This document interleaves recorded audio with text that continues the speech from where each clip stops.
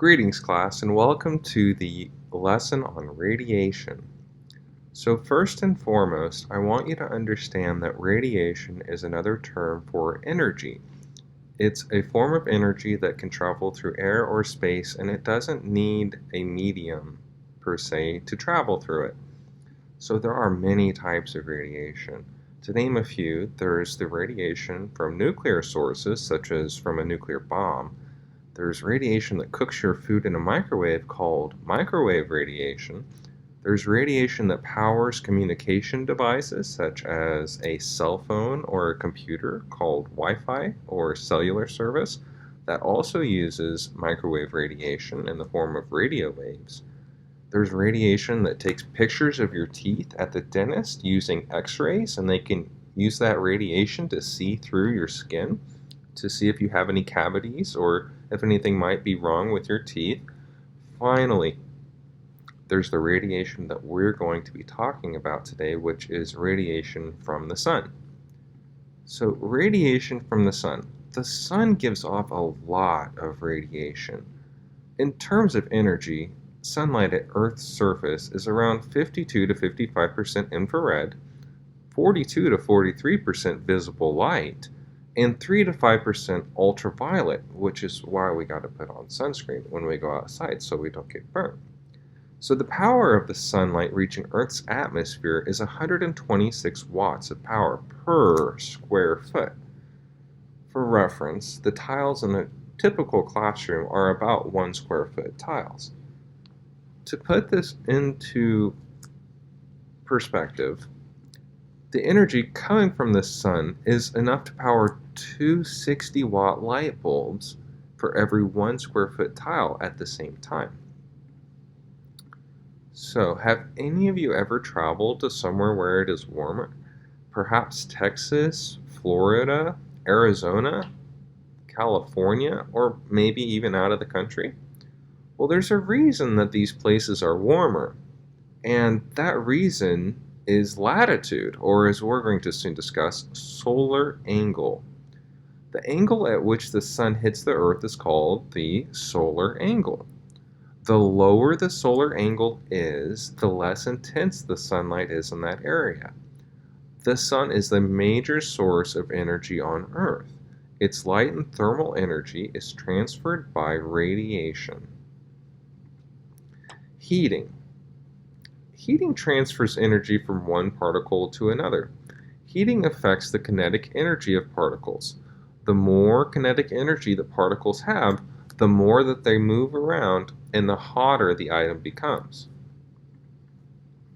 So here's a slight introduction to longitude and latitude. I'm sure many of you are already familiar with this, but we're just going to touch base on it really quickly. So the Earth has imaginary lines going up and down and side to side. You can see these lines if you look closely on a globe.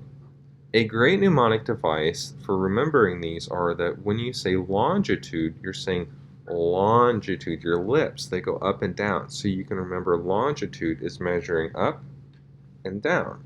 And when you say latitude, your mouth goes out. So you can remember that latitude is measuring side to side. So solar angle. What is a solar angle? Well, thermal energy is another term used to describe heat from the sun. So now that we know that when a location receives sunlight at a lower solar angle, it receives less direct sunlight from the sun, meaning less direct radiation in the form of light and thermal energy. So why does a lower angle of sunlight mean less thermal energy received? Let us look at a diagram of Earth as a tool for discussion.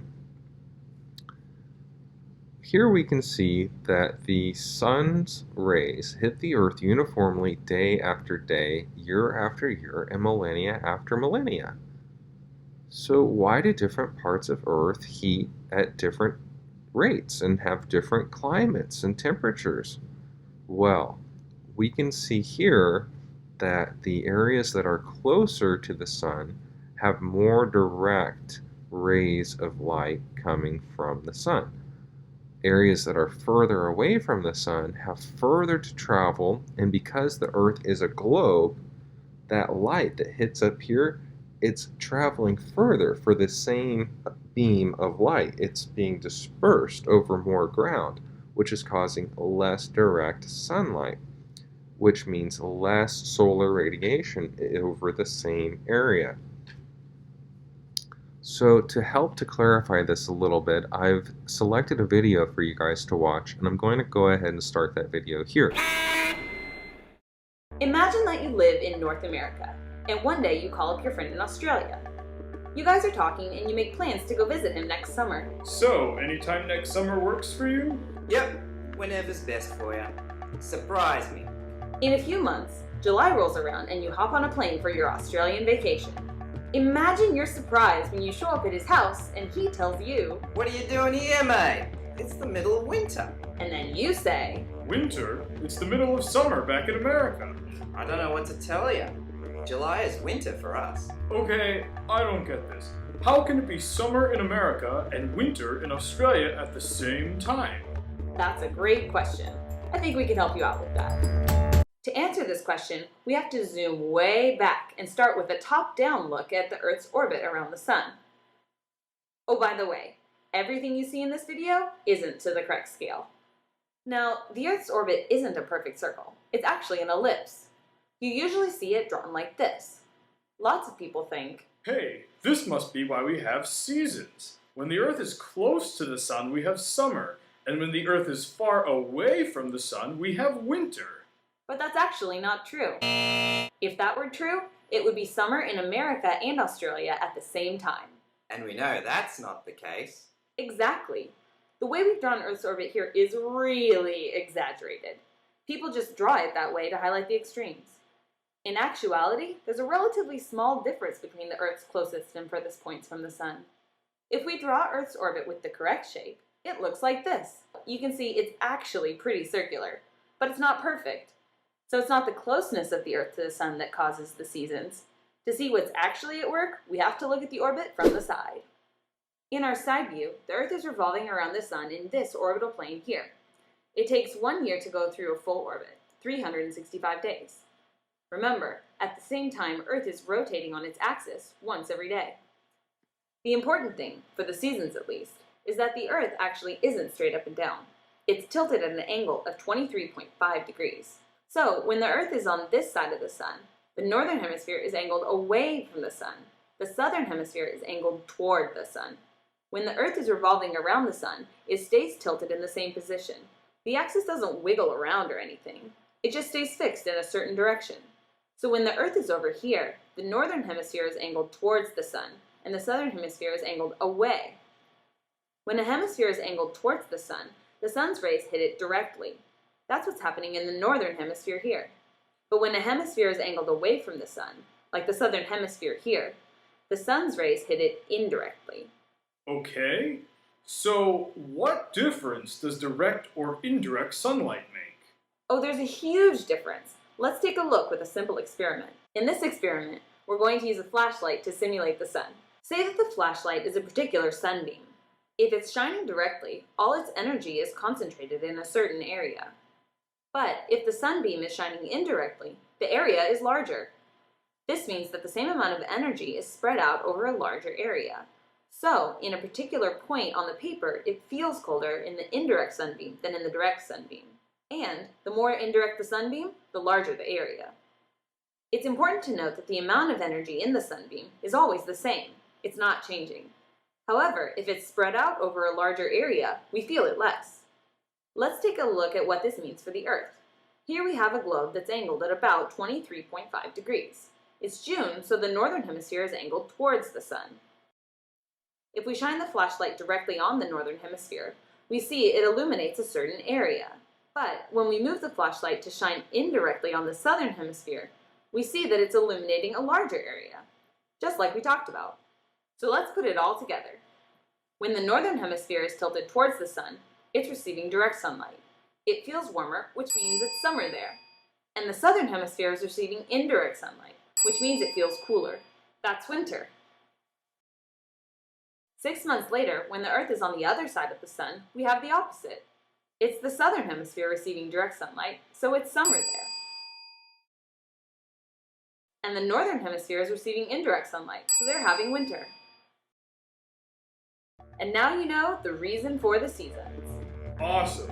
So it's not how close the Earth is to the sun that matters, but instead it's the tilt of the Earth. Now that you have a better understanding of how the solar energy from the sun affects climate on Earth, I'd like to take just a moment to use a very interesting tool that I found to help emphasize how the latitude change affects the solar angle of the sun's sunlight onto Earth.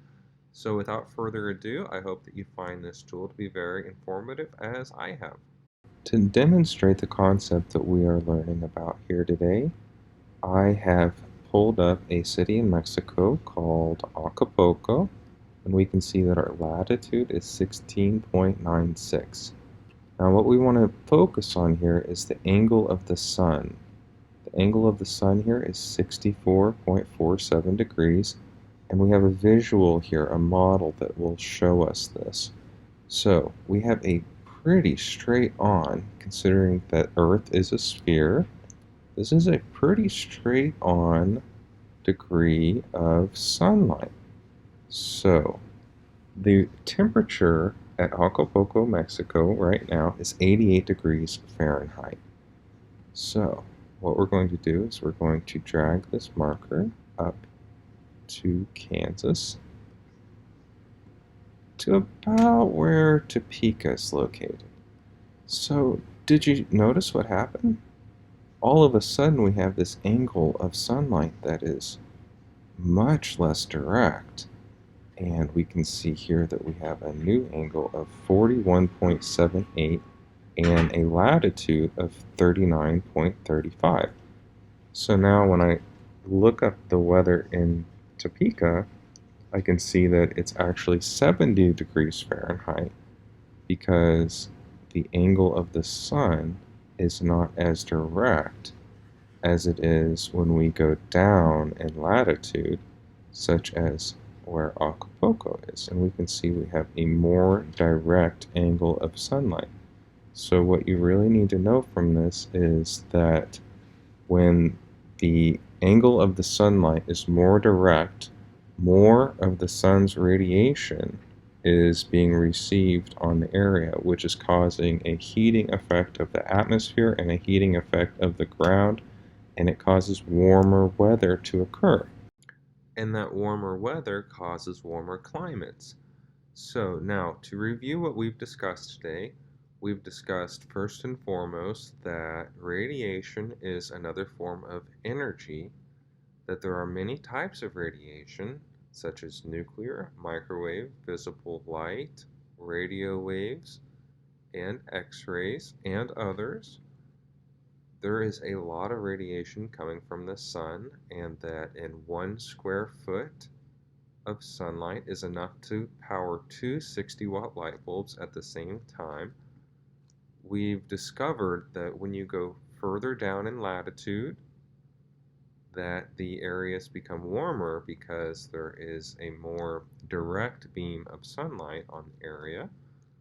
That heating is actually particles that are moving around at a greater speed, which causes heat to happen, and the more kinetic energies the particles have within them, the more they move around and the hotter they become.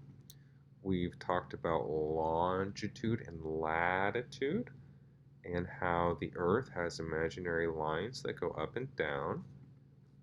We've discussed the solar angle. The solar angle is the angle at which the sun's sunlight is hitting the Earth. And I hope that you guys have learned something about the solar angle today. And we've discovered why different parts of Earth have different seasons, such as in the video where we learned that Australia's winter is during North America's summer. So, to conclude, solar radiation is one of many types of radiation, and solar radiation is what causes energy to come from the sun and produce all the life on Earth. So I hope you guys have found this lesson to be very informative.